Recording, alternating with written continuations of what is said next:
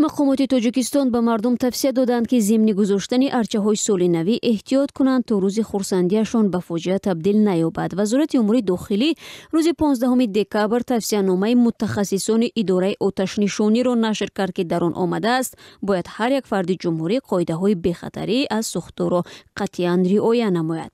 Арчаи солинавӣ дар ҷойҳои ҷамъиятӣ бояд дар ошёнаи якум ва ё дар саҳни ҳавлии назди бино гузошта шавад. Биное ки дар он ҷо арча гузошта мешавад бояд накам аз 2 дари баромад дошта бошад. Арчаро дар роҳрав ё даромадгоҳ гузоштан қатъиян манъ аст.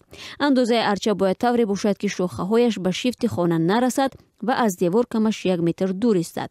Дар толори арча дар ҷои махсус бояд аз 3 то 5 адад оташхомӯшкунакҳои коршоям ва кампал нигоҳ дошта шавад. Агар оташхомӯшкунак набошад, метавон дар ҳаҷми аз 100 то 100 литр об нигоҳ дошт.